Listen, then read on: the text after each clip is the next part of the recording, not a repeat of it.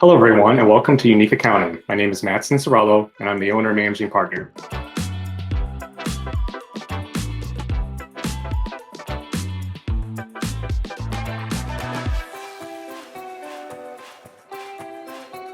You can learn more about what we do by visiting us at u-niqueaccounting.com. While you're there, I recommend you check out our free stuff page where you can read our blog and also download some free content like the top 10 cash flow mistakes that can cripple your business. Today is Friday, so happy Friday. This also means it's time for my reflection of the week. And this one will be about my experience running and finishing the New York Marathon, which hopefully you can see on my shirt here. First off, running a race, you always get some swag. If you ran the 2022 New York Marathon or have thought about running it, the free shirt they provide is really, really nice. I ran Chicago last year in 2021 and got a good t-shirt, but New York provided a long sleeve dry fit shirt. And I just love the color scheme they used. And for a dry fit shirt, it actually breathes very well. Chicago is a very flat race and New York's not. The race is a beast. Most races are a circle where you start and finish in roughly the same place. Now, New York starts in Staten Island, and let me tell you that looking out over the water to Manhattan, to the buildings, is terrifying. It looks like they are 50 to 100 miles away, and you're thinking, there's no way I can run all the way there. The course is also rather hilly, and it involves a lot of bridges with a few difficult ones that have some steep climbs. And while running Chicago, there were a few sparse areas where the crowd was minimal. It just seemed that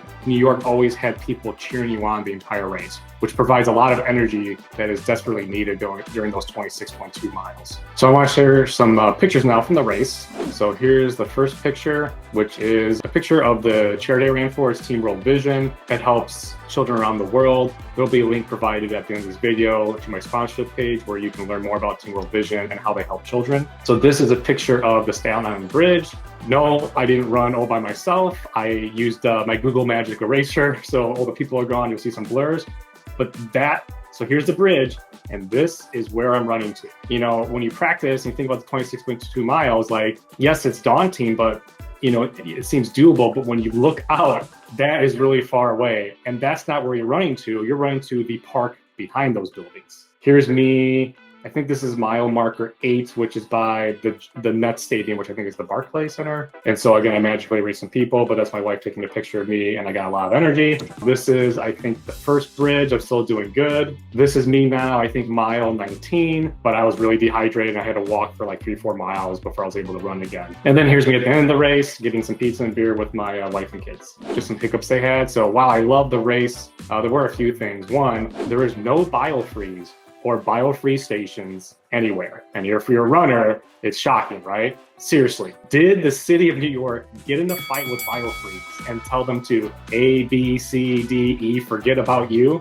I don't know what happened, but they were nowhere. And early in the race, there were 2 to 3 water stations that ran out of cups. And just for reference, this is 2022. This was the hottest race day since like 1970. And for like 5 to 6 miles, they couldn't hand out beverages. The biggest thing was the finish line at the end of the race and the logistics at the end of the race. They were just terrible. Not okay, not all right, but just utterly terrible. So I mentioned the race is kind of hilly, there's a lot of ups and downs, and there's a start from Staten Island and you finish in Central Park. And what's really nice is that Central Park is mostly downhill. Again, that's nice because the race is so hilly, and to finish downhill was refreshing. So you come down to where the park meets Columbus Circle, and there's all this energy of re-emerging with a large crowd. They have a DJ stand playing music, and there's an announcer who tells you, you're almost there. The city has so much energy, and it's such a big part of the race, but this isn't the finish. Instead, they decide to isolate you, and you go back uphill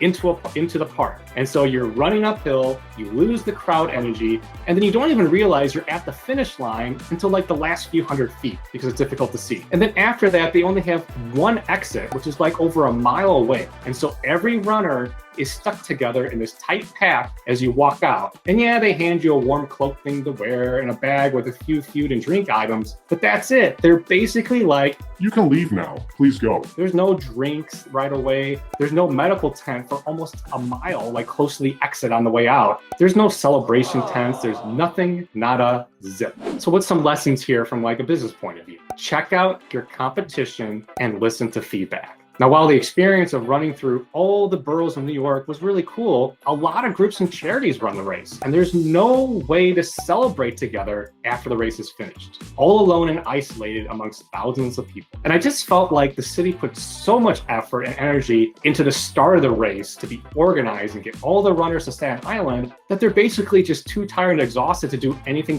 proper at the end.